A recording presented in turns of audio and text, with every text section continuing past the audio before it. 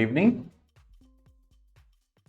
and welcome to the first lecture of new chapter, that is atoms and molecules. ठीक है? अच्छा, ये chapter हम लोग आज स्टार्ट कर रहे हैं और बेसिकली इससे पहले it's better to study structure of atom, लेकिन अब आप ही लोग में से जो है स्टार्ट हो गया स्कूल में, तो इट्स बेटर कि उसको पहले कवर कर लिया जाए. ठीक है? अब देखो, पहले चैप्टर में हम लोगों ने स्टडी किया था कि मैटर क्या होता है. मैटर क्या होता है? What is matter? What is matter? किसी चीज को मैटर बोलेंगे तो उसकी क्या डेफिनेशन बताएं.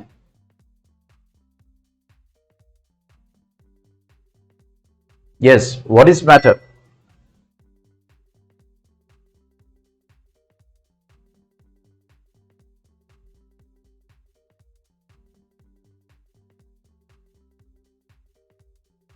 Yes, Juveria, Mohamed, Fatima, matter. Matter नहीं पढ़ा स्कूल में भी? चैप्टर तो पढ़ा होगा, प्रैक्टिकल चल रहे, चैप्टर तो पढ़ा होगा. यस, कोई भी चीज जिसके पास मास है वो स्पेस ऑक्युपाई करता है, वो मैटर है. Anything that has mass and occupies a space, that is matter. Chapter नहीं पढ़ा है इसका मतलब. ये ऐसी डेफिनेशन है जो सिंपलेस्ट डेफिनेशन है कि अगर एक बार कोई सुन भी लेगा कि भाई जिसके पास मास है, जिसके पास स्पेस है, वो मैटर है. जो स्पेस ऑक्युपाई करता है वो मैटर है, जिसके पास मास है वो मैटर है. हाँ भाई, ओके. तो पहले चैप्टर में हमने स्टडी किया कि मैटर क्या होता है, कि anything that has mass and occupies a space. फिर उसी में हम लोगों ने स्टडी किया कि जो मैटर होता है वो कॉन्टिन्यूअस नहीं होता है, मैटर पार्टिकल्स का बना होता है. फिर उसी चैप्टर में हमने स्टडी किया, मतलब हमें यह पता चल गया कि मैटर किसका बना होता है, पार्टिकल्स का. और फिर उसी में हम लोगों ने स्टडी किया कि ये जो पार्टिकल्स होते हैं जिसका मैटर बनता है, ठीक है, वो particles they are of very very very very small sizes basically. ठीक है, बहुत छोटे साइजेस के होते हैं. ये हमने पहले चैप्टर में स्टडी किया था. फिर दूसरे चैप्टर में स्टडी किया था कि जो मैटर है बेसिकली वो प्योर है या नहीं है. तो वहां पे हमने स्टडी किया सब्सटेंस के बारे में, वहां पे हमने स्टडी किया मिक्सचर के बारे में, कि मैटर प्योर भी होता है जो सिर्फ एक तरह के पार्टिकल्स का बना होता है, वहां भी पार्टिकल्स का टर्म आ रहा था. और जो मैटर होता है वो मिक्सचर भी होता है. ठीक है, कि जो पार्टिकल्स हैं वो मौजूद हैं, लेकिन उसके साथ साथ दूसरे तरह के पार्टिकल्स भी उसमें मौजूद हैं. तो उसी को हम मिक्सचर बोलते थे. जहां पे हमने सॉल्यूशन को स्टडी किया, यहां पे हमने कोलॉइड्स को स्टडी किया, जहां पे हमने सस्पेंशन को स्टडी किया. तो दूसरे चैप्टर में हमने यही स्टडी किया. इस चैप्टर में हम उन्हीं पार्टिकल्स को स्टडी करने वाले हैं जिनकी बात हुई थी पहले चैप्टर में, दूसरे चैप्टर में. तो ये जो पार्टिकल्स हैं ये बेसिकली क्या है? तो पार्टिकल्स जो है वो क्या है? These are atoms and molecules. ये एटम्स हैं और क्या है? मॉलिक्यूल्स हैं. तो इस चैप्टर में हम स्टडी करेंगे डिटेल्स में कि एटम बेसिकली किसको बोलेंगे और मॉलिक्यूल्स किसको बोलेंगे, क्योंकि ये सब बेसिक चीजें हैं, बहुत इंपॉर्टेंट चीजें हैं. और यहीं पे जब आपसे कोई पूछता है कुछ, आपसे मतलब समझने की कोशिश करता है, आप लोग कंफ्यूज हो जाते हैं. कंफ्यूज होने के दो रीजन है. एक तो रिवीजन नहीं होता है, एक बार सुन लिया अब ये समझ रहे हैं कि अब ये याद रहेगा हमेशा. कभी ऐसा नहीं हो सकता, पॉसिबल ही नहीं है. इसीलिए रिवीजन रिक्वायर्ड होता है. और रिवीजन के लिए भी आप लोग इतने ज्यादा अटेंटिव नहीं रहते हैं, क्योंकि आप लोग को लगता है हर सेशन में, हर स्टूडेंट को लगता है कि बहुत काम है, स्कूल से बहुत काम मिल रहा है और पढ़ाई के लिए बहुत कुछ है. और सिर्फ सिंपल स्ट्रैटेजी होती है. हर कोई स्टूडेंट रहता है, हम भी स्टूडेंट थे, आप भी स्टूडेंट है, आपके पहले भी. तो you are not new that you are student. और यही सिलेबस सब पढ़ चुके हैं. पिछले सेशन में भी 9 क्लास पढ़ चुका है.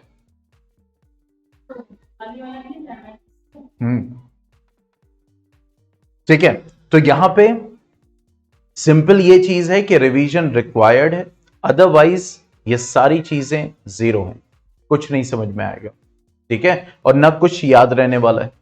तो रिवीजन इज रिक्वायर्ड, और उसकी सिंपल सी स्ट्रैटेजी जो मैं बार बार कहता हूं, स्कूल से आते हो पहले ये करो कि आपके स्कूल, इसीलिए अजीजा क्यों 1 घंटे, इसीलिए 1 घंटा, 1 घंटा काफी है,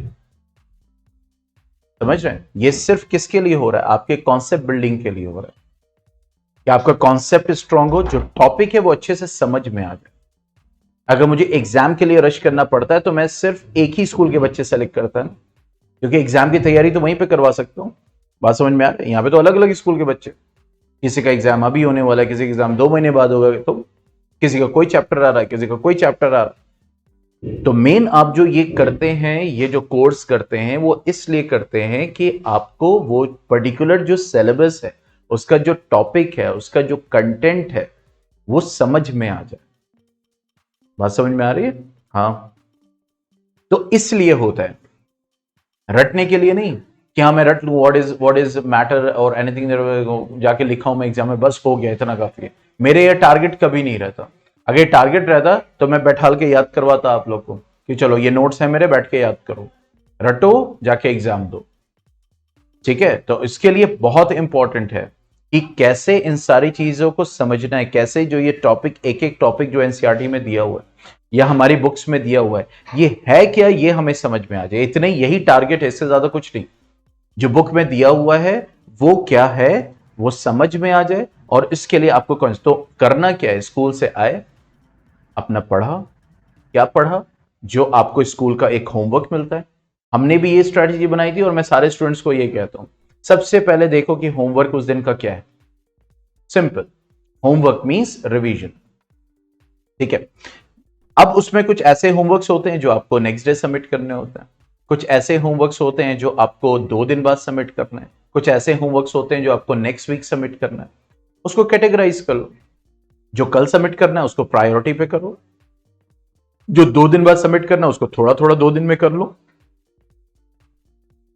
ठीक है। क्योंकि अब यहां पे वही है, आप लोग के जमाने, जो हम लोग के जमाने में होता है वही इस वक्त हो रहा है। हम लोग के जमाने में तो रिसोर्सेज भी नहीं थे इतने, आप लोग के जमाने में इतने रिसोर्सेज है, कहीं गूगल पे सर्च करो सोल्यूशन सामने, ठीक है। तो हम लोग को तो बहुत टाइम लगता था, सोच रहे हैं, समझ रहे हैं, सोल्यूशन है ही नहीं, there is no solution, teacher ने दे दिया, वही टीचर ही बताएगा क्लास में, समझ रहे हैं। तो ये चीजें होती हैं, तो उसको किया, फिर उसके बाद जो टाइम बचा, जो बच रहा है, 1 घंटा बच रहा है, 1.5 घंटा, अपना खेलो, फ्रेश हो, उसके बाद जो बच रहा है वो रिवीजन।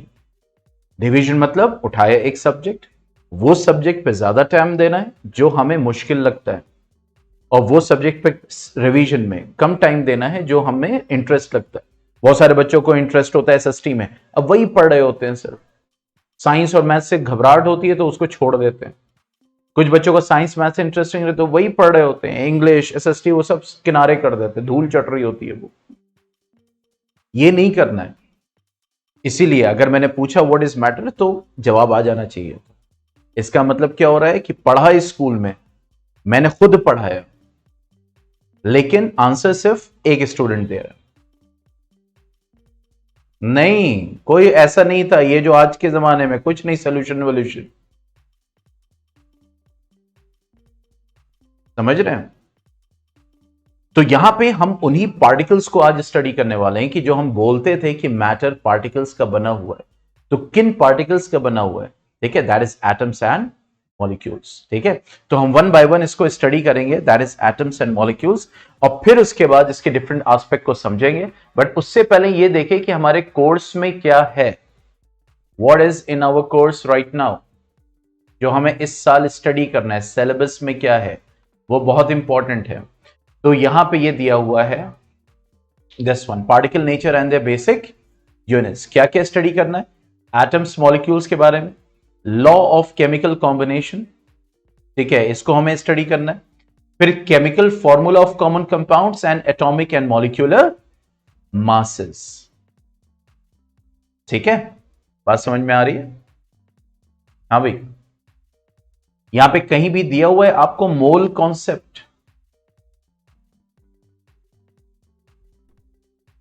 कहीं दिया हुआ है मोल कॉन्सेप्ट?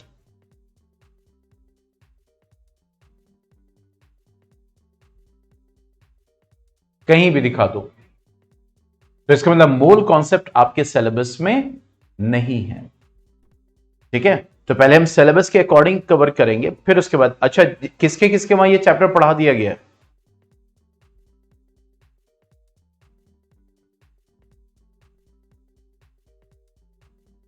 चल रहा है तो बताइएगा मुझे। अगर हालांकि मूल कॉन्सेप्ट मैं बता दूंगा, लेकिन पहले हम टारगेट करेंगे सिलेबस कंप्लीशन पे, क्योंकि सिलेबस में कहीं हालांकि अलग से लिखा होता है, जब भी प्रीवियस ईयर के सिलेबस आते हैं सीबीएसई के, हर साल के सिलेबस मुझे मालूम है, तो वहां पे अलग से लिखा होता है मोल कॉन्सेप्ट। ठीक है, लेकिन यहां पे कहीं भी नहीं मेंशन किया गया है कि मोल कॉन्सेप्ट क्या है। मतलब इस चैप्टर में भी रिडक्शन किया गया है इस साल।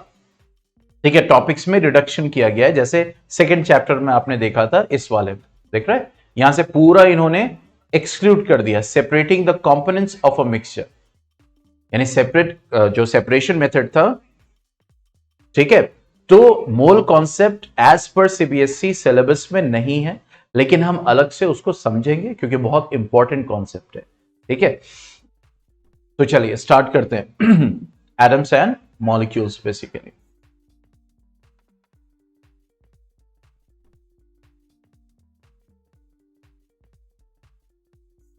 ओके, अच्छा एटम्स एंड मॉलिक्यूल्स की अगर हम बात करें तो जैसे कि पहले चैप्टर में भी हमने स्टडी किया। हाँ, मैं मोल कॉन्सेप्ट पढ़ाऊंगा।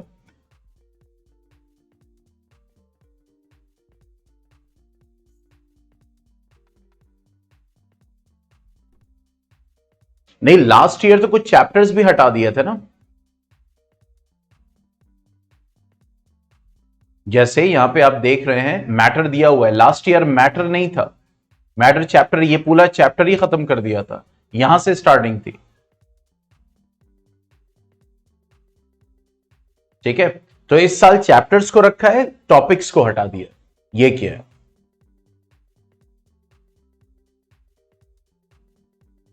तो जैसे कि हम जानते हैं कि मैटर जो हमने स्टडी किया था पहले चैप्टर में, मैटर को हम हिंदी में पदार्थ भी बोलते हैं पदार्थ। ठीक है, हिंदी में क्या बोलते हैं? पदार्थ, मैटर। ठीक है, और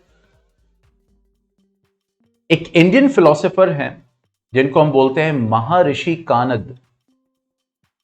महर्षि कानद, ठीक है, उन्होंने ये कहा था कि अगर इस पदार्थ को आप तोड़ते जाओ, ठीक है, अगर आप उसको डिवाइड करते जाओ, उसको ब्रेक करते जाओ, ब्रेक करते जाओ, ब्रेक करते जाओ, तो आपको एक स्मॉलर यूनिट मिलेगी। मतलब आप किसी चीज को तोड़ रहे हो, डिवाइड कर रहे हो, डिवाइड कर रहे हो, डिवाइड कर रहे हो, तो आपको एक छोटा यूनिट तो मिलेगा ही मिलेगा। तो उन्होंने इसके बारे में इस कॉन्सेप्ट, क्योंकि यहां पे अब कहां पहुंच रहे हैं हम, वही एटम्स मॉलिक्यूल के कॉन्सेप्ट पे पहुंच रहे हैं। ठीक है, तो उन्होंने कहा कि स्मॉलर यूनिट मिलेगी मैटर की, और उन्होंने इस स्मॉलर यूनिट को क्या बोला? परमाणु। ठीक है, परमाणु। ठीक है, और इसी परमाणु को जो है जॉन डैल्टन ने, जॉन डैल्टन, डैल्टन्स एटॉमिक थ्योरी भी हम पढ़ेंगे। ठीक है, तो महर्षि कानत जो इंडियन फिलोसोफर है, उसने ये कहा कि ये जो पदार्थ होता है, अगर आप इसको तोड़ते जाओ, इसको डिवाइड करते जाओ, तो एक आप यूनिट पे पहुंचोगे, वो क्या होगी? एक छोटी यूनिट होगी, सबसे छोटी यूनिट होगी जो आगे डिवाइड नहीं हो सकती। ठीक है, यहीं से फिर देखो वही होता है ना कि जब चीज होती है, रिसर्च होती है, तो एक नॉलेज होती है। ठीक है, फिर उसके बाद और फर्दर रिसर्च होती है, हमें और चीजें पता चलती हैं। इसी डाल्टन ने जब एटॉमिक थ्योरी दिया था, तो कुछ चीजें उसकी सही थी, लेकिन बाकी चीजें गलत थी। वो उसके नॉलेज के एतबार से थी, लेकिन जब वो चला गया रिसर्च बाद में, तो पता चला कि नहीं, एटम ऐसा नहीं है कि डिविजिबल नहीं है, एटम डिविजिबल है, एटम को भी तोड़ सकते हैं हम, एटम को ब्रेक कर सकते हैं, किसमें? इलेक्ट्रॉन, प्रोटॉन, न्यूट्रॉन में। ठीक है, तो यहां पे वही चीज है कि उन्होंने ये कहा कि जो सबसे छोटी यूनिट होगी उसको क्या बोला? परमाणु। जॉन डैल्टन ने ही इसको क्या बोला था? That is atoms. ठीक है, एटम का मतलब ही होता है, एटम का मतलब ही होता है क्या? इनडिविजिबल। ठीक है, एटम का मतलब ही क्या होता है? इनडिविजिबल बेसिकली, जो डिवाइड न किया जा सके बेसिकली। ठीक है,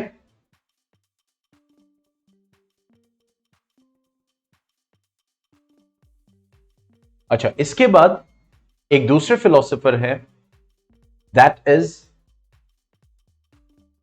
फकुदा कटियायम। ठीक है, फकुदा, ये भी इंडियन फिलोसोफर है। फकुदा, सॉरी, फकुदा, फकुदा कटियायम।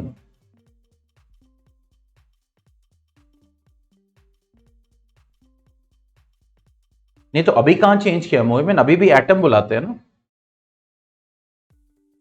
नेम कहां चेंज किया?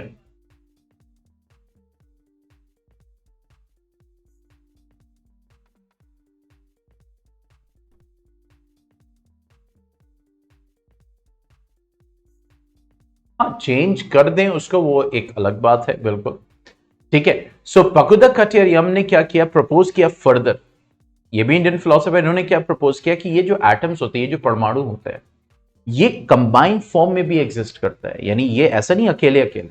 अब जैसे वाटर, आज हम जानते हैं वाटर है, तो वाटर हाइड्रोजन और ऑक्सीजन दोनों से मिलकर बना है, तो इसका आइडिया, और इसी को मॉलिक्यूल कहते हैं बेसिकली, ठीक है। तो इसका जो आइडिया था कि ये जो पार्टिकल्स होते हैं, ये जो एटम्स होते हैं, ये कंबाइंड फॉर्म में मौजूद होते हैं, ठीक है। इसका आइडिया इंडियन फिलोसोफर कौन थे? फकुदा कटियायम, इन्होंने दिया था। तो ही गेव और ही propose the idea that atoms exist in combined form also.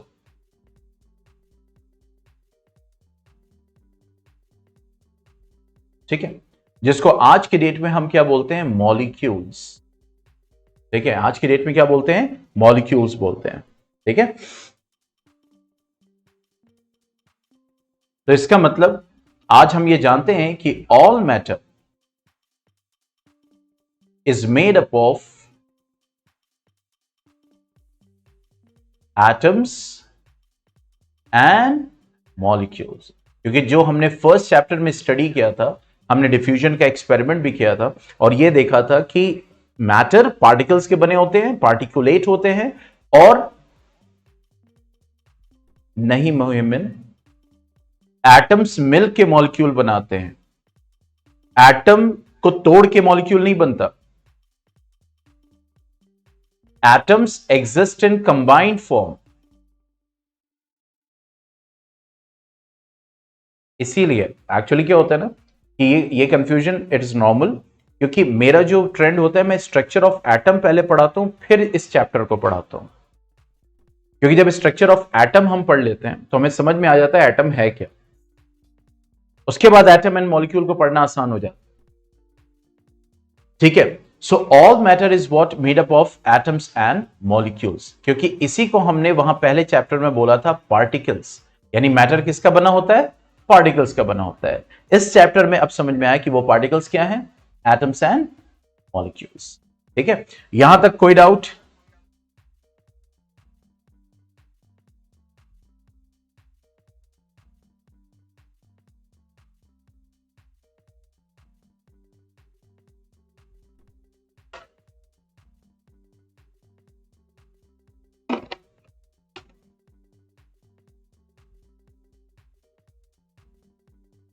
ठीक है, इसको डिलीट करें, आगे बढ़े।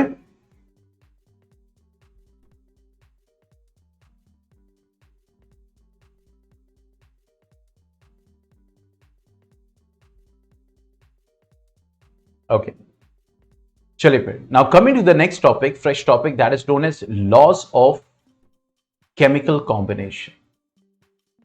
Laws of chemical combination. अभी हमने स्टडी किया कि मैटर एटम्स के बना है, मॉलिक्यूल्स का बना है, और उसमें यह स्टडी किया कि एटम्स मिलके क्या बनाते हैं? मॉलिक्यूल बनाते हैं।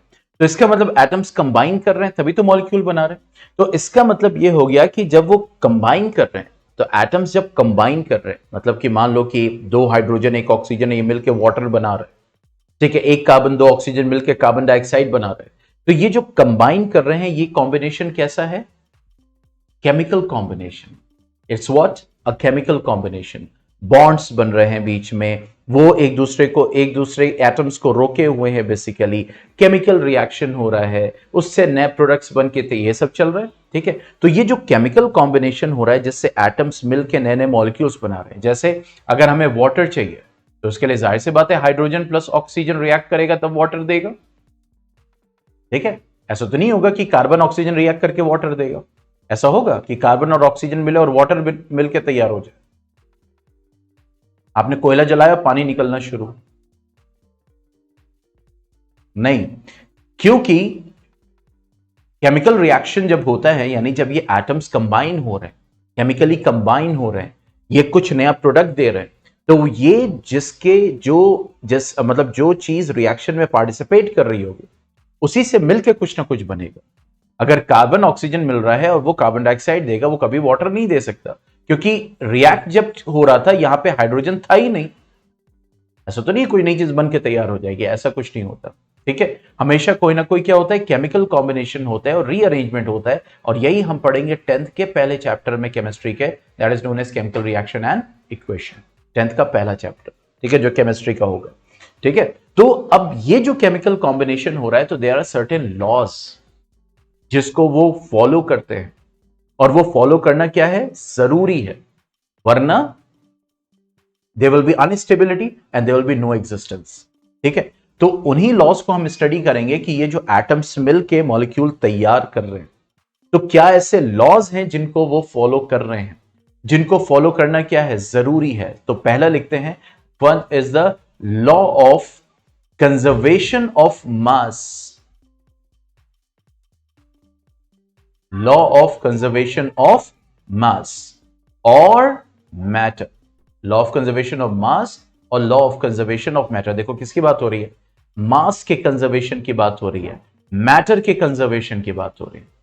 ऐसा नहीं है कि कार्बन ऑक्सीजन रिएक्ट किया और वाटर बन के तैयार हो गया, मतलब हाइड्रोजन था ही नहीं और प्रोडक्ट जो मिल रहा है उसमें हाइड्रोजन का प्रोडक्ट मिल रहा है, कार्बन गायब हो गया, नहीं। Conservation of matter is very necessary. Carbon अगर था तो कार्बन रहेगा, ऑक्सीजन अगर था तो ऑक्सीजन रहेगा, जितना ऑक्सीजन था उतने ही ऑक्सीजन रहेगा, जितना कार्बन था उतने ही कार्बन रहेगा। बात समझ में आ रही? ठीक है, तो ये जो मैटर कम, क्योंकि you can not destroy matter, matter can neither be created nor destroyed, mass can neither be created nor destroyed. ना आप मास को, आप वजन को क्रिएट नहीं कर सकते, और अगर मैटर है, पहले चैप्टर में स्टडी किया था, अगर मैटर है तो उसके बाद मास हो गई होगा। ओके, तो मास हम क्रिएट नहीं कर सकते, ना हम उसको डिस्ट्रॉय कर सकते हैं, वो एग्जिस्टिंग प्रॉपर्टी है, वो रहेगी। तो ऐसा नहीं है कि कार्बन ऑक्सीजन रिएक्ट करें, वाटर बन गया, कार्बन गायब, ऐसे नहीं होगा, कार्बन रहेगा, वो कहीं ना कहीं रीअरेंज करके नया प्रोडक्ट तैयार कर लेगा, लेकिन वो वहां रहेगा। और कोई चीज जो नहीं थी वो वहां पे आ नहीं सकती। अगर हाइड्रोजन नहीं था रिएक्शन में, देखो यहां पे हाइड्रोजन नहीं था, तो ये रिएक्शन टोटली क्या है, रॉन्ग, क्योंकि हाइड्रोजन था ही नहीं, तो हाइड्रोजन आया कहां से? बात समझ में? ठीक है, और ये लॉ नेचर में, यानी इस पूरी यूनिवर्स में फॉलो हो रहा है बेसिकली। ठीक है, तो लॉ ऑफ कंजर्वेशन ऑफ मास को स्टडी करेंगे। लॉ ऑफ कांस्टेंट प्रोपोर्शन, जो मैंने अभी बताया कि जितना था उतना, अगर 2 कार्बन थे तो हमें प्रोडक्ट में 2 कार्बन मिलेंगे, अगर 2 हाइड्रोजन थे तो हमें प्रोडक्ट में 2 हाइड्रोजन मिलेंगे, अगर 2 ऑक्सीजन थे तो हमें प्रोडक्ट में 2 ऑक्सीजन मिलेंगे। ऐसा नहीं होगा कि एक ऑक्सीजन कहीं टहलने चला जाएगा और कहेगा भाई मैं तेरे लिए कुर्बानी दे रहा, तू ही संभाल, ऐसा नहीं होने वाला। ठीक है, so there will be law of constant proportion, and there is a third law which is known as what, the law of multiple, that is proportions. ठीक है, तो ये ही लॉ है और इन्हीं लॉज के बेसिस पे हम लोग स्टडी करेंगे। तो बेसिकली हम 2 लॉज को स्टडी करेंगे, that is law of conservation of mass and law of constant proportion. ठीक है, तो पहले स्टार्ट करते हैं लॉ ऑफ कंजर्वेशन ऑफ मास।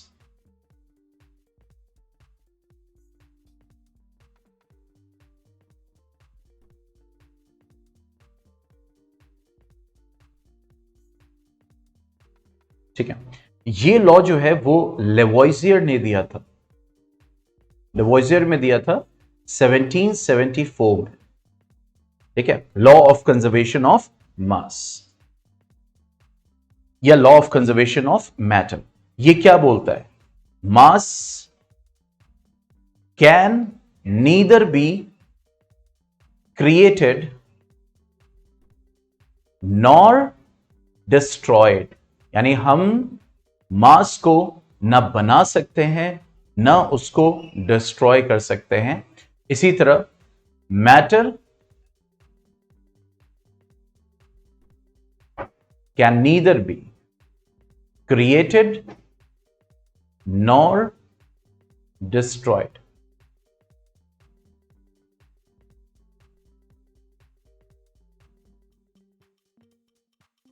ठीक है, सो मास न बनाया जा सकता है न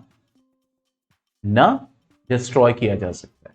मैटर न बनाया जा सकता है न डिस्ट्रॉय किया जा सकता है। मतलब क्या हुआ? एक छोटा सा एग्जांपल लेते हैं। मान लीजिए आपने कार्बन और ऑक्सीजन को रिएक्ट करा के कार्बन डाइऑक्साइड बनाया। बहुत ध्यान से समझना इसको, ठीक है। अगर आपने इस कार्बन का 4 ग्राम लिया, ठीक है, और यहां पे इसको दैट विल बी एक carbon 2 oxygen means to for the 8, so there will be 8 ग्राम। और यहां पे क्या हो गया? 8 ग्राम, यानी 4 ग्राम कार्बन के लिए 8 ग्राम आपने ऑक्सीजन लिया, ठीक है। टोटल मास कितना हो गया? 12 ग्राम। तो जो कार्बन डाइऑक्साइड बन के तैयार होगी ना, वो 12 ग्राम ही होगी, क्योंकि मास डिस्ट्रॉय नहीं हो सकता। जो कार्बन आपने लिया है वो कार्बन रहेगा, जो ऑक्सीजन लिया है रिएक्ट कराने के लिए वो ऑक्सीजन रहेगा। तो जो प्रोडक्ट बन के तैयार होगा आपका, तो उसका भी मास क्या रहेगा? मास क्या रहेगा? सेम रहेगा या डिफरेंट रहेगा?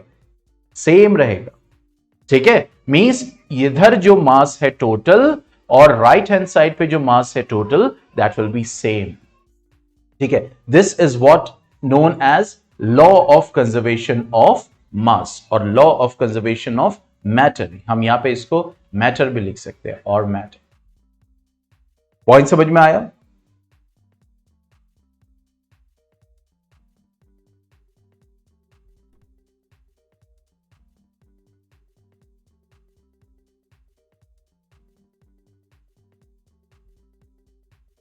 तो यहां पे अगर हम लॉ को मतलब और थोड़ा सा डिटेल में देखें, क्योंकि जाहिर सी बात जब एक केमिकल रिएक्शन होता है, क्योंकि केमिकल कॉम्बिनेशन मतलब केमिकल रिएक्शन, तो जब केमिकल रिएक्शन होता है तो वो सब्सटेंस जो रिएक्ट करते हैं इनको हम क्या बोलते हैं? रिएक्टेंट। और वो सब्सटेंस जो अब एकदम नया तैयार हुआ है, ठीक है, हालांकि ये तैयार कैसे हुआ है? ये तैयार कैसे हुआ है? रीअरेंजमेंट से। नई चीज को वैसे नहीं है कि नई चीज बाहर से कोई आई है, उसी में से रीअरेंजमेंट हुआ। भाई आप आटा डालते हो, जो है वो फॉर एग्जाम्पल जैसे मान लो आपने दाल लिया, चावल लिया, ठीक है, अब आपने मिक्स कर दिया, एक नई डिश तैयार हो गई, खिचड़ा तैयार हो गया, कटवा तैयार हो गया, लेकिन है तो उसमें आटा दाल चावल ही ना। बात समझ में आ रही कि नहीं? भाई आपने शक्कर लिया, शुगर लिया, आपने वाटर लिया, आपने कुछ कलर लिया, ठीक है, हालांकि ये हम सोल्यूशन की बात कर रहे हैं, मैं बता रहा हूं। तो अब ये जो आप तीनों को मिलाओगे तो कोई नई चीज तैयार हो जाएगी। अब ऐसा तो नहीं आपने शुगर अलग से खा लिया, पानी को पी लिया, जो कलर है या जो भी चीज है उसको अलग से ले लिया, हाँ शरबत है, शरबत का मजा आ जाएगा? नहीं आएगा ना। भाई यहां पे शरबत का मजा कब आएगा? शरबत कैसे बना? इन्हीं चीजों से बना ना। एक नया प्रोडक्ट मिला आपको, लेकिन अब उस शरबत को पी रहे हैं तो आपको लग रहा हाँ शरबत पी रहे, ठीक है। तो इसी तरीके से यहां पे भी जब तैयार हो रहा है, मतलब मैं ये कनेक्ट करना चाह रहा हूं कि यहां पे जो कार्बन डाइऑक्साइड बना है तो कार्बन कहीं बाहर से नहीं आया या ऑक्सीजन कहीं बाहर से नहीं आया, वो कार्बन ऑक्सीजन ही रीअरेंज हो रहा है, रीअरेंजमेंट चल रहा है, और वो आपको कार्बन डाइऑक्साइड दे रहा है। सिंपल, ठीक है। तो यहां पे जो रिएक्टेंट है वो कौन है? जो रिएक्ट कर रहे हैं, और जो बन के तैयार होगा उसको हम क्या बोलते हैं? प्रोडक्ट। तो किसी भी केमिकल रिएक्शन में there will be a reactant, there will be what? A product, ठीक है। तो law of conservation of mass, law of conservation of mass means that in a chemical reaction, यानी जब भी कोई केमिकल रिएक्शन होगा,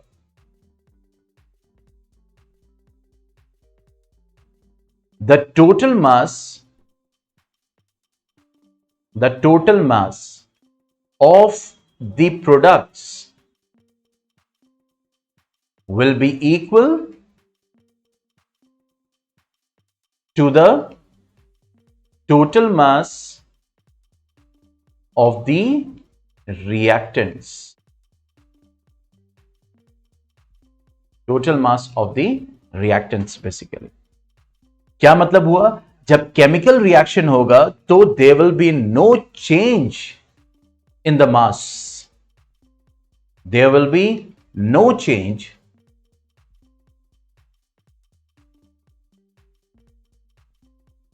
in the mass during chemical reaction.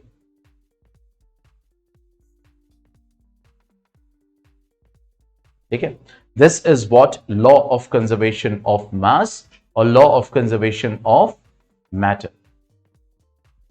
जैसे कि एग्जाम्पल लेते हैं कैल्शियम कार्बोनेट का. कैल्शियम कार्बोनेट, मान लीजिए आपने 100 ग्राम कैल्शियम कार्बोनेट लिया. अब आप उसको क्या कर रहे हो? हीट कर रहे हो. आपने हीट किया तो अब ये चेंज होगा कैल्शियम ऑक्साइड और कार्बन डाइऑक्साइड में.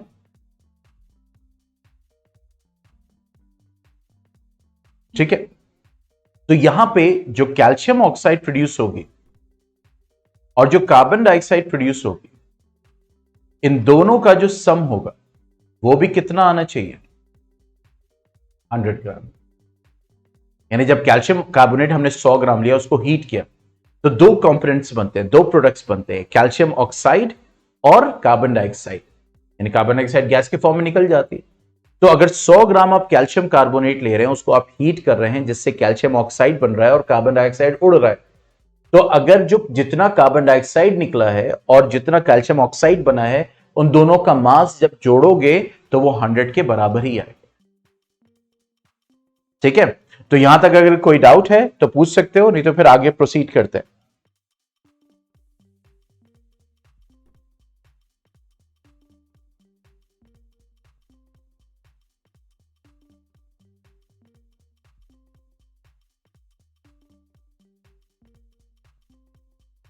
हाँ भाई,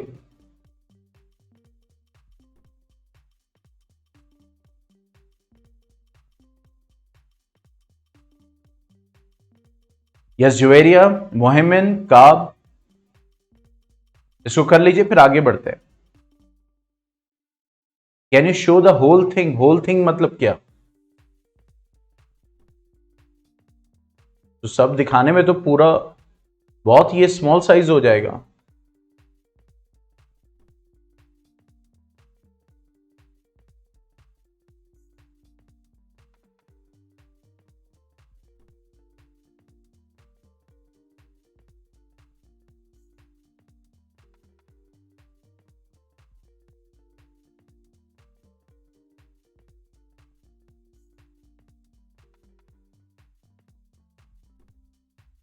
ये जो लिखा है नीचे, ये येलो में,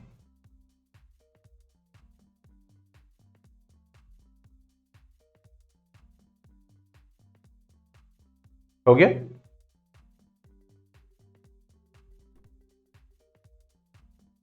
अब देखो इसको हम कैसे एक्सपेरिमेंटली वेरीफाई करें.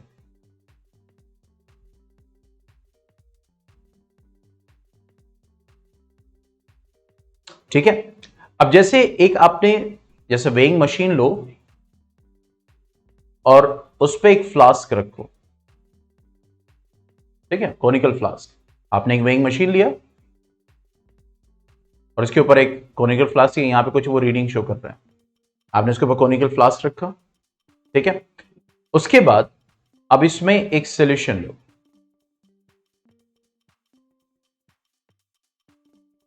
ठीक है, सोल्यूशन.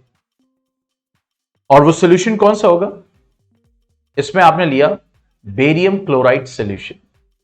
Barium chloride. ठीक है, अब उसके बाद इसमें आप एक टेस्ट ट्यूब, जो कि मतलब ये नीचे रेस्ट करना चाहिए ताकि उसका वेट हो, और इस टेस्ट ट्यूब में आप दूसरा solution low, that will be what, sodium sulphate solution, sodium sulphate. ठीक है, इसको आप किसी धागे से बांध के बाहर लटका दो और इसको आप यहां कॉर्क से बंद कर दो, लाइक दिस। ठीक है, आपने यहां पे इसको बंद कर दिया, आपने धागे से लटका दिया, इसका वजन है, तो यहां पे कुछ रीडिंग आ रही होगी, कुछ इसका मास होगा, यस और नो, यहां कुछ रीडिंग आ रही होगी। अब आप क्या करें कि किसी तरीके से, क्योंकि वो थोड़ा सा स्पेस होता है उसमें, तो आपने इसको हिलाया तो ये टेस्ट ट्यूब इसमें गिरेगा। ठीक है, और ये जो सोडियम सल्फेट है अब बेरियम क्लोराइड से रिएक्ट करेगा। ठीक है, तो क्या मिलेगा रिएक्शन के बाद,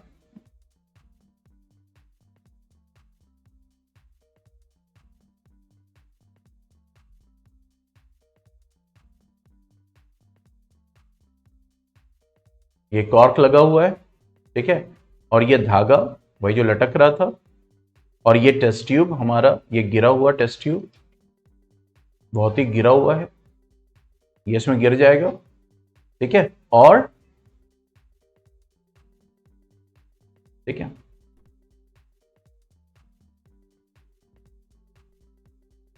अरे वही तो कहा कि इसको नीचे रखना है ना, ताकि इसका वजन रहे, अभी तो बोला था जब एक्सप्लेन कर रहे थे। ठीक है, तो ये टेस्ट ट्यूब इसमें गिरा। अब जब barium chloride, sodium sulphate, sodium sulphate पहले टेस्ट ट्यूब के अंदर था, अब जैसे ही आप उसको गिराओगे तो क्या होगा कि टेस्ट ट्यूब में से वो सोडियम सल्फेट अब बेरियम क्लोराइड से रिएक्ट करेगा, और यहां पे हमें मिल जाएगा product that is barium sulphate plus sodium chloride. ठीक है, यहां पे आप प्रोडक्ट देखो डिफरेंट मिल रहा है, बेरियम सल्फेट और सोडियम क्लोराइड, लेकिन जब आप यहां पे मास, यहां पे इसकी रीडिंग देखोगे, रीडिंग जब देखोगे that will be same. Reading क्या आएगी, क्योंकि देखो यहां पे क्या था, बेरियम क्लोराइड, ओके, और सोडियम सल्फेट। अब सोडियम सल्फेट मिक्स हुआ बेरियम क्लोराइड से, रिएक्शन हुआ, अब यहां पे जो है वो क्या है, बेरियम सल्फेट है, और उसके साथ क्या है, सोडियम क्लोराइड, प्रोडक्ट चेंज हो गया, क्योंकि barium chloride sodium sulphate react कर रहा है और वो बना रहा है बेरियम सल्फेट और सोडियम क्लोराइड, नया प्रोडक्ट। ठीक है, जब नया प्रोडक्ट बन रहा है, लेकिन जो उसका फाइनल मास आ रहा है यहां पे, वो क्या आ रहा है, सेम आ रहा है। बात समझ में, सेम क्यों आ रहा है, क्योंकि मास can neither be created nor destroyed. जितना आपने बेरियम क्लोराइड लिया, जितना सोडियम सल्फेट लिया, और जाहिर सी बात है ये जो फ्लास्क है ये सब, इसका वजन तो सेम ही है ना, सेम चीज यहां पे, कोई चीज हमने माइनस तो किया नहीं, वो सारे जो टेस्ट ट्यूब है, जो फ्लास्क है, जो कॉर्क है, जो थ्रेड है, उन सबका वजन तो है ही। तो उसके बाद जो वजन था, मास था, एक्सपेरिमेंट शुरू होने से पहले, और जब रिएक्शन स्टार्ट हुआ तो उसके अंदर कुछ चेंज आना चाहिए, लेकिन हमें चेंज मिला नहीं मिला। क्यों, क्योंकि जो बेरियम क्लोराइड और सोडियम सल्फेट आपने लिया, ठीक है, बेरियम सल्फेट और सोडियम क्लोराइड बनने के बाद भी उसका मास क्या है, सेम है, तो यहां से ये एक्सपेरिमेंटली वेरीफाई हो जाता है। बात समझ में आ रही है, यस फातिमा। ठीक है, तो इस तरह से हम एक्सपेरिमेंट करके हम ये देखा और ये समझा कि हां, there is a conservation of mass basically. तो वहां पे हमने ये एक एग्जांपल कंसीडर किया था, जहां पे हमने ये देखा कि कैल्शियम कार्बोनेट हीट होने के बाद क्या होगा, कि जो प्रोडक्ट बनाएगा, अगर आप उन प्रोडक्ट को सम करोगे तो उसका मास जितना आपने कैल्शियम कार्बोनेट लिया उसी के बराबर होना चाहिए। तो अब इसी पे बेस्ड हम क्वेश्चन सॉल्व करेंगे। ठीक है, questions will take sample problems. चलो इसको कर लीजिए, फिर आगे बढ़ते हैं। सैंपल प्रॉब्लम्स बनाना चाहे बना सकते हैं, but it will take time, means समझना ज्यादा जरूरी है। बनाना होगा तो रिकॉर्डिंग से देख के एक बार उसको ड्रॉ कर लेना।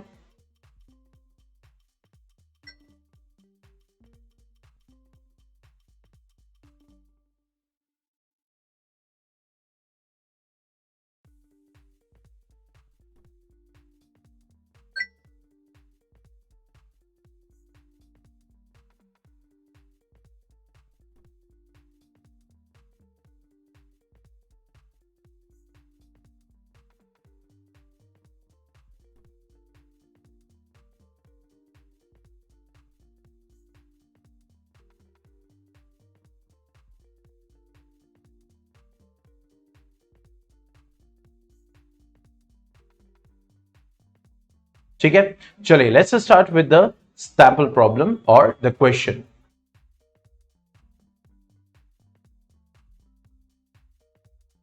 ठीक है, the question is sodium carbonate reacts with ethanoic acid. Write down the question first. To form sodium ethanoate, carbon dioxide and water. In an experiment,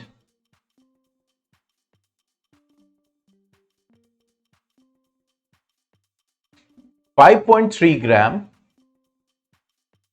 of sodium carbonate reacted with 6 gram of ethanoic acid to form 8.2 gram of sodium ethanoate,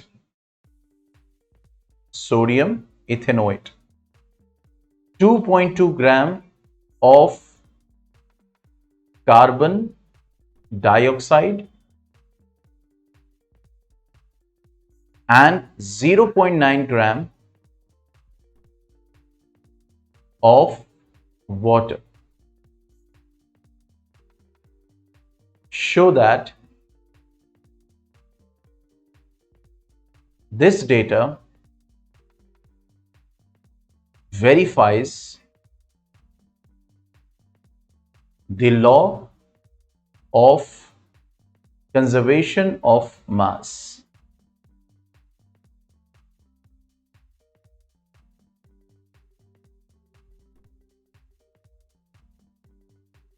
Okay.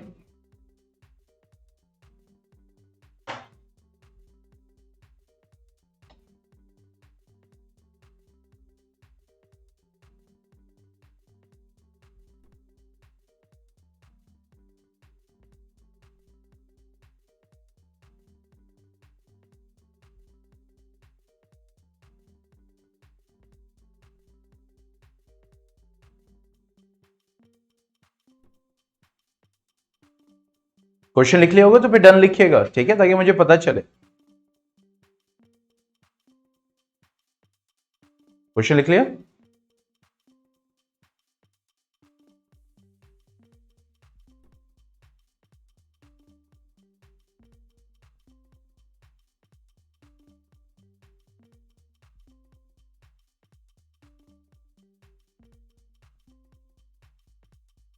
Okay, अब देखो यहां क्या बोल रहे हैं कि sodium carbonate है, sodium carbonate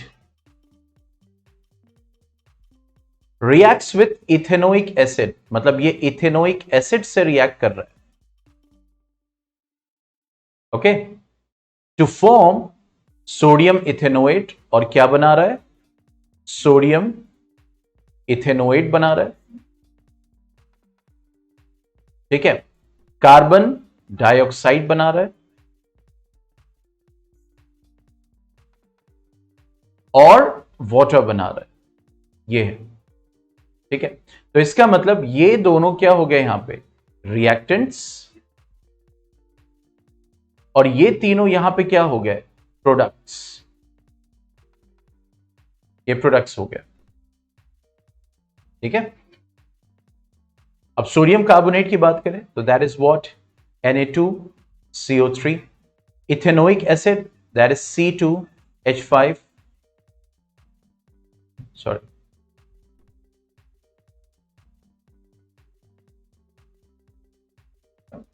CH3COOH, ठीक है। Sodium ethanoate means CH3COONA, carbon dioxide means CO2 and water means H2O. तो 3 2 5 5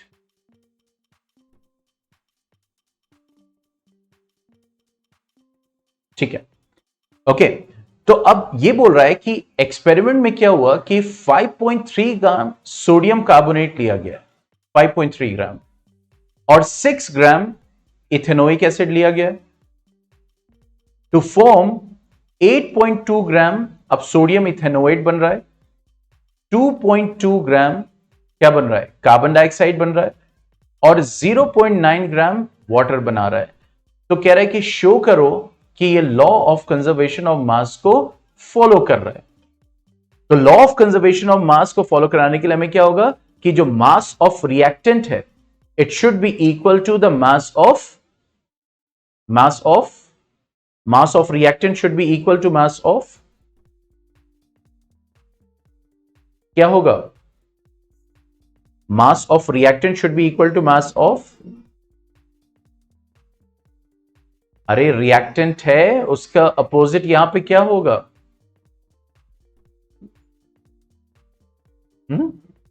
products. Mass of reactant should be equal to mass of products, यही तो लिखा है, देखिए स्टेटमेंट वहां पे law of conservation of mass में यही स्टेटमेंट लिखा है ना। What does it mean, that is the total mass of reactant should be equal to total mass of product, means there is no change in the mass during a chemical reaction. तो उसके लिए हम क्या करेंगे, now हम क्या लेंगे, mass of reactants. तो मास ऑफ रिएक्टेंट्स क्या हो जाएगा, 5.3 ग्राम प्लस 6 ग्राम, तो कितना आ गया, 11.3 ग्राम। और मास ऑफ प्रोडक्ट्स क्या हो जाएगा, that is 8.2 gram plus 2.2 gram plus 0.9 ग्राम। ठीक है, तो ये भी क्या हो जाएगा, दैट इज 11.3 ग्राम। तो देखो जो रिएक्टेंट्स थे उनको सम किया तो उसका भी मास कितना आया, 11.3, और जो प्रोडक्ट्स थे जब उनको सम किया तो उसका भी मास कितना है, 11.3। तो हम यहां पे लिखेंगे, so therefore this reaction is following law of conservation of mass. Simple. Done.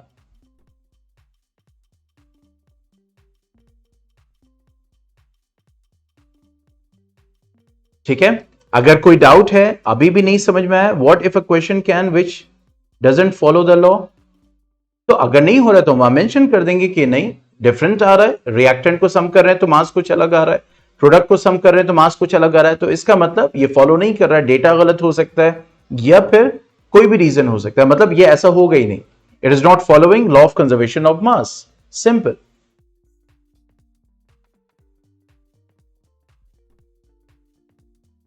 Okay,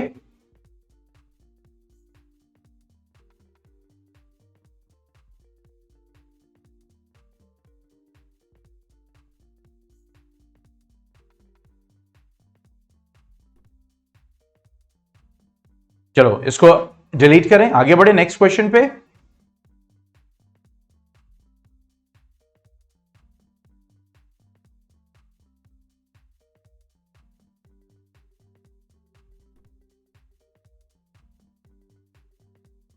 चलिए नेक्स्ट क्वेश्चन लिखते हैं, क्या बोल रहा है, calcium carbonate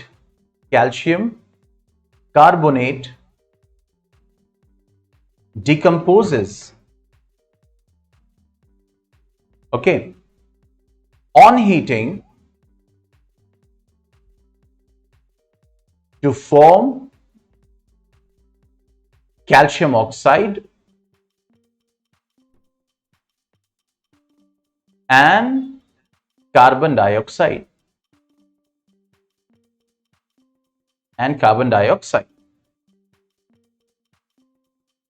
When 10 gram of calcium carbonate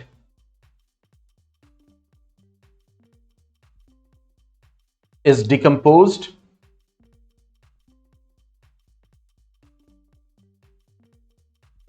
completely,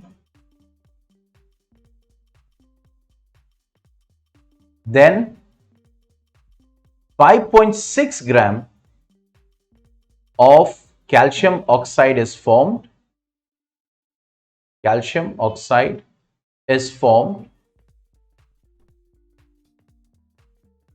Calculate the mass of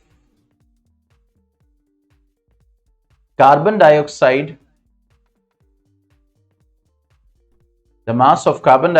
formed. Okay. Which law of chemical combination,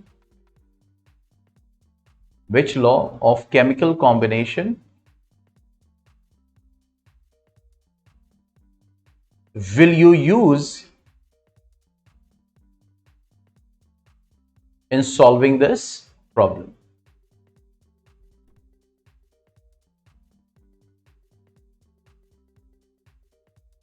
चलिए इसको कर लीजिए, लिख लीजिए क्वेश्चन, डन लिखिए ताकि फिर सॉल्यूशन करते हैं।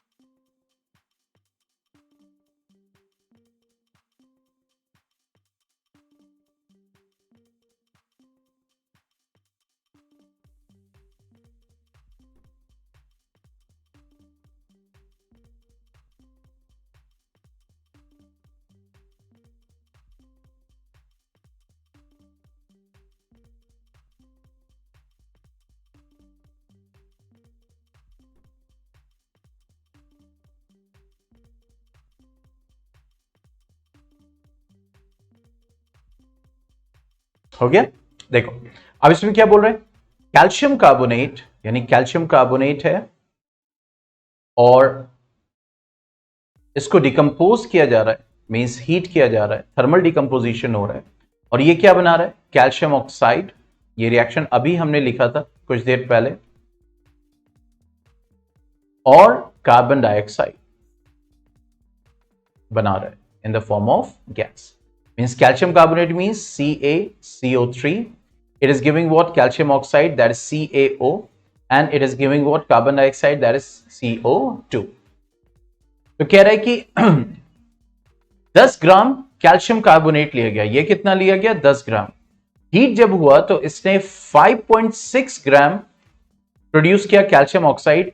तो ये बताओ कार्बन डाइऑक्साइड कितना प्रोड्यूस हुआ? यानी 10 ग्राम कैल्शियम कार्बोनेट लिया गया, कैल्शियम ऑक्साइड 5.6 ग्राम हुआ, तो कार्बन डाइऑक्साइड कितना प्रोड्यूस हुआ होगा? यस फातिमा, कैसे निकालेंगे इसको? 10 ग्राम कैल्शियम कार्बोनेट लिया हमने, उसको हीट किया, 5.6 ग्राम कैल्शियम ऑक्साइड बना, तो कार्बन डाइऑक्साइड कितना बना होगा?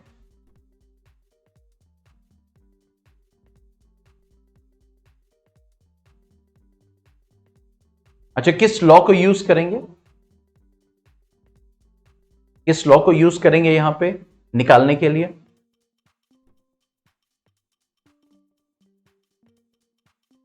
हम्म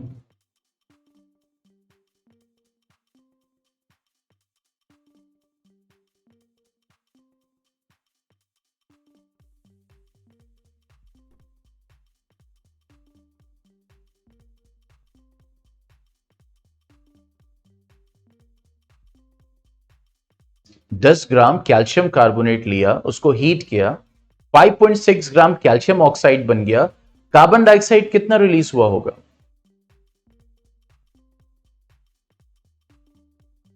अभी हम पढ़ क्या रहे हैं? अच्छा मुझे बताइए, आपको अभी तक समझ में क्या है?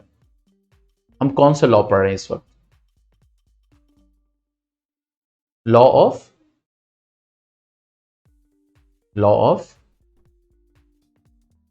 बताइए, लॉ ऑफ देख बताइए बेटा, वो बताइए, देख के बताइए, लॉ ऑफ,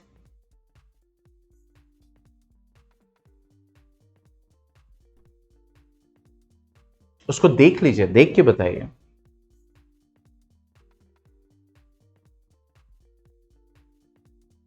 किस लॉ को पढ़ रहे हैं इस वक्त?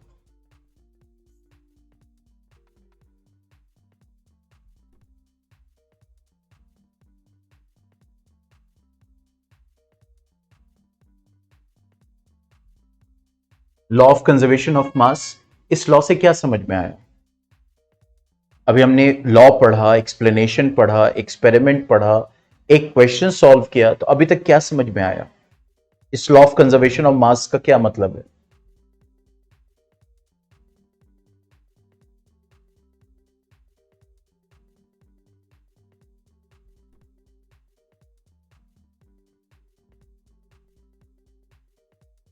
जो भी आपको समझ में आए वो तो कम से कम कुछ बोलना पड़ेगा बेटा। ऐसे ऐसे मैं कैसे फिगर आउट कर पाऊंगा कि समझ में आ रहा है कि नहीं आ रहा है?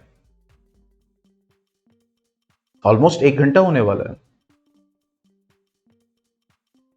तो क्या समझ में आया? लॉ ऑफ कंजर्वेशन ऑफ मास का क्या मतलब है? अपने वर्ड्स में बताइए। मैं वो डेफिनेशन, रटी डेफिनेशन की बात नहीं कर रहा। अपने वर्ड्स में बताइए कि लॉ ऑफ कंजर्वेशन ऑफ मास का क्या मतलब है। मतलब क्या समझ में आया? अभी 1 घंटा जो हमने पढ़ा, इससे क्या चीज निकल के आई?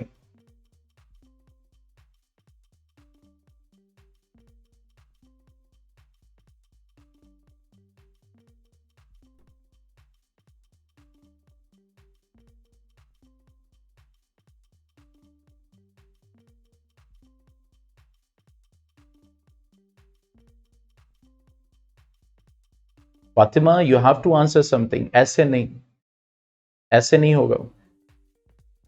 यू हैव टू आंसर, नहीं तो मुझे समझ में कैसे आएगा? समझ में आ रहा है कि नहीं आ रहा है?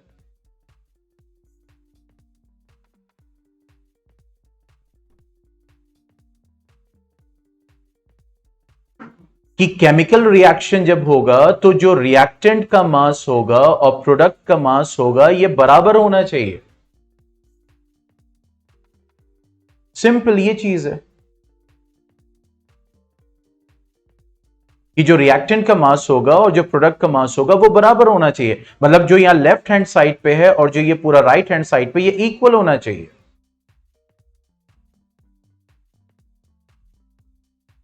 नहीं समझ में आया ये पूरा 1 घंटा? तो फिर बता क्यों नहीं रही हैं? आंसर करना पड़ेगा, ऐसे नहीं। डिस्कशन अगर होगा तो होगा, you have to answer. Answer करना पड़ेगा, दैट इज मस्ट। ये तो फिर लेक्चर में आगे नहीं बढ़ाता हूं फिर, क्योंकि समझ में आ रहा है कि नहीं आ रहा है तो भाई मुझे कैसे पता चलेगा बिना आंसर के? यस नो पे मैं बिलीव ही नहीं करता हूं, क्योंकि मुझे फौरन पता चल जाएगा। You have to answer, you have to say something. तो यहां पे क्या करेंगे? कौन सा लॉ यूज करेंगे इस कार्बन डाइऑक्साइड का मास निकालने के लिए? कौन सा लॉ यूज करेंगे?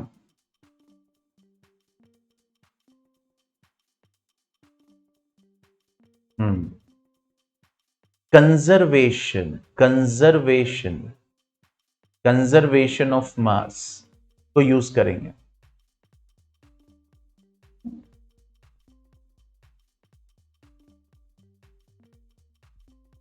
तो यहां पे रिएक्टेंट कैल्शियम कार्बोनेट है, ये 10 ग्राम है। तो मास ऑफ रिएक्टेंट्स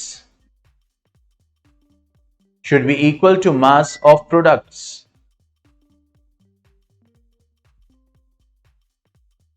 तो रिएक्टेंट साइड में कैल्शियम कार्बोनेट है, 10 ग्राम लिया। मास ऑफ प्रोडक्ट तो 2 है, कैल्शियम ऑक्साइड का 5.6 ग्राम और कार्बन डाइऑक्साइड, ये दोनों प्लस होके इसके बराबर आना चाहिए। सिंपल कैलकुलेशन है बेटा, सिंपल कैलकुलेशन है। जो लेफ्ट हैंड साइड पे है और जो राइट हैंड साइड पे जितनी भी चीजें हैं, लेफ्ट हैंड साइड पे 2 है तो उन 2 का सम होगा, राइट हैंड साइड पे 3 है तो इन तीनों का सम होगा और इसके बराबर होगा। सिंपल, ये जो हम सेकंड और थर्ड में मैथमेटिक्स करते हैं, सिंपल ये वो चीज है कि यहां पे 10 ग्राम है इज इक्वल टू यहां पे 5.6 ग्राम है, फिर उसके बाद इस रिएक्टेंट का x ग्राम है, ये इसके बराबर आना चाहिए। तो यहां पे क्या हो जाएगा? x will be what? That will be 10 gram minus 5.6 ग्राम, यानी 10 में से अब ये माइनस करेंगे क्योंकि रिएक्टेंट का मास और प्रोडक्ट में जो कुछ है उन सब का मास मिलके बराबर होना चाहिए, सिंपल। तो हमने यहां पे इसको 10 लिख दिया, यहां पे इसको 5.6 ग्राम, इसका यहां पे x ग्राम, सिंपल। और बीच में ये इसकी जगह हमने इक्वल साइन लगा दिया। तो यहां से क्या हो जाएगा, that will give you what, अब इसमें से माइनस करेंगे, सो दैट विल बी 4.4 ग्राम, यानी कार्बन डाइऑक्साइड 4.4 ग्राम प्रोड्यूस हो रहा है। सिंपल है। आपके पास 10 रुपए हैं, मैंने 5 रुपए ले लिए, कितना बचा, 5 रुपए, यही तो कैलकुलेशन, कोई कॉम्प्लिकेटेड कैलकुलेशन है ही नहीं। यहां पे बोल रहा है a plus b is giving c plus d plus e. तो सिंपल, जो a प्लस बी का मास है वो बराबर होगा c प्लस डी प्लस ई के मास के बराबर होगा। अब a यहां पे मान लो 50 ग्राम है, ये 40 ग्राम है, अब यहां पे ये मान लो प्रोड्यूस हुआ 80 ग्राम और ये 10 ग्राम, E कितना होगा। तो जो इन दोनों का मास है वो इन तीनों के मास के बराबर होगा, सिंपल। तो यहां पे E निकल के आ जाएगा कि इन दोनों में से आप इन दोनों को माइनस कर दोगे, E निकल के आ जाएगा, सिंपल कैलकुलेशन है। चलिए इसको कर लीजिए।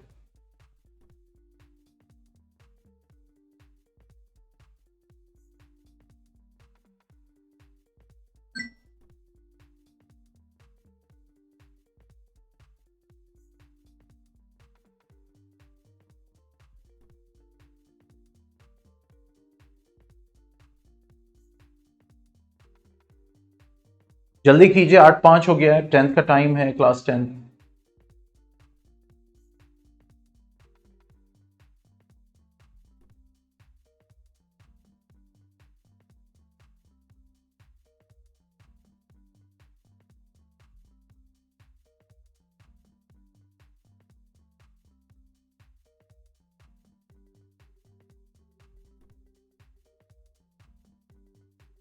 ओके ठीक है, okay then good bye, take care, अस्सलाम वालेकुम।